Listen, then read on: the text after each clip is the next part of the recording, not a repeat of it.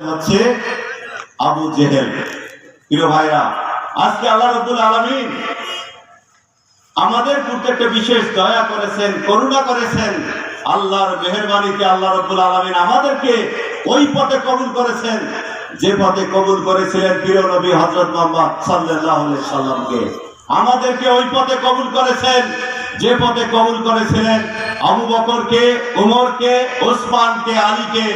আমাদেরকে আল্লাহ তাআলা সেই পথে কবুল করেছেন। প্রিয় ভাইরা, আজকের এই পথ হঠাৎ করে তৈরি হওয়া কোনো পথ না, এটা ডিমলা থেকে তৈরি হওয়া কোনো পথ না। এই পথ এসেছে আল্লাহ রাব্বুল আলামিনের পক্ষ থেকে হযরত আদম আলাইহিস সালামের হাত ধরে। এই পথ পেয়েছিল নূহ আলাইহিস সালাম, এই পথ পেয়েছিল ইব্রাহিম আলাইহিস সালাম, এই পথ পেয়েছিল মুসা আলাইহিস সালাম, এই পথ পেয়েছিল ঈসা আলাইহিস সালাম, এই পথ দিয়ে এসেছিল আমার নবী হযরত মুহাম্মদ সাল্লাল্লাহু আলাইহি সাল্লাম। তার হাত ধরে এই পথ এসেছিল হযরত আবু বকর, হযরত উমর, হযরত ওসমান, হযরত আলীর হাতে। সেই ধরে ধরে এই পথ এখন আমাদের হাতে এসেছে, এই দায়িত্ব এখন আমাদের কাঁধে। আল্লাহ রাব্বুল আলামিন আদম আলাইহিস সালাম নবী রাসূলদের ধারাবাহিকতায় আমাদেরকে আজকে তার দ্বীনের এই কাফেলায় শামিল করেছেন, কবুল করেছেন। আলহামদুলিল্লাহ। প্রিয় ভাইরা, আমরা গর্বিত এজন্য যে আমরা পৃথিবীর শ্রেষ্ঠ মানব, মহামানব হযরত মুহাম্মদ সাল্লাল্লাহু আলাইহি সাল্লামের আদর্শের অনুসারী। আমরা এমন এক মহামানবের আদর্শের অনুসারী যার চরিত্র আল্লাহ নিয়ন্ত্রিত, আল্লাহর বিধান দিয়ে গঠিত, আল্লাহর ওহী দিয়ে যার আদর্শ গঠিত। মা আয়েশা রাদিয়াল্লাহু আনহাকে সাহাবীরা জিজ্ঞাসা করলেন যে আল্লাহ রাসূলের চরিত্র কেমন?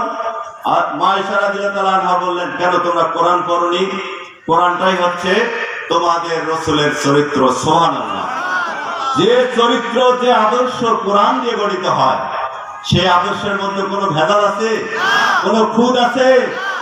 আজকে দুঃখ লাগে, আল্লাহ মনোনীত, আল্লাহর ওহী দিয়ে গঠিত আদর্শকে বাদ দিয়ে আমাদের সমাজের মানুষগুলো বিভিন্ন আদর্শে বিভক্ত হয়ে আজকে আমরা স্লোগান দিচ্ছি, অমুকের স্মরণে ভয় করি না মরণে, অমুকের সৈনিক লড়ছি মোরা দৈনিক। আছে কিনা?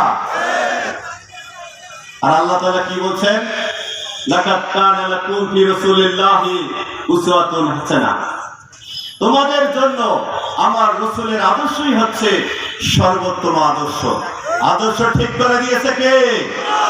অন্য কোন আদর্শ মানার সুযোগ আছে? অন্য কোন আদর্শ করে মুসলমান থাকার সুযোগ আছে? অন্য কোন আদর্শের রাজনীতি মুসলমানদের জায়েজ আছে? জোর করে গায়ের জোরে মুসলমান থাকা যাবে, আমার রাসূলের আদর্শকে বাদ দিয়ে অন্য আদর্শ মানলে মুসলমান থাকার সুযোগ নাই। একটা মানুষ যখন মারা যায়, তাকে যখন কবরে শোয়ায়, আমাদের হুজুরের ঘর কবরে নামানোর সময় বলে বিসমিল্লাহি আলা মিল্লাতি রাসূলুল্লাহ সাল্লাল্লাহু আলাইহি সাল্লাম, আল্লাহর রাহে রাসূলের দলভুক্ত করে দিলাম। যে লোকটা সারা জীবন রাসূলের বিপরীত দল করলো, মারা যাওয়ার সাথে হুজুর পাঠ করে দিল, রাসূল কি ওকে দলভুক্ত করে নেবে? এই পচা লাশটাকে রাসূল নিয়ে কি করবে? এরা কবরে রাসূলের দলভুক্ত হইতে পারবে না। কাল কিয়ামতের দিনে আমার রাসূলের একটা দল থাকবে, একটা পতাকা থাকবে, সমস্ত নবী রাসূল ওই পতাকা বজায় ঐক্যবদ্ধ হবে। আমরা রাসূলের অনুসারী হিসাবে আশায় বুক বেঁধে আছি, আমরা রাসূলের এই পতাকা বজায় ঐক্যবদ্ধ হয়ে আমরা আল্লাহর জান্নাতে যাব ইনশাআল্লাহ। কিন্তু আজকে যারা রাসূলের দল করলো না, অন্য আদর্শের দল করলো, তাদের ব্যাপারে আল্লাহর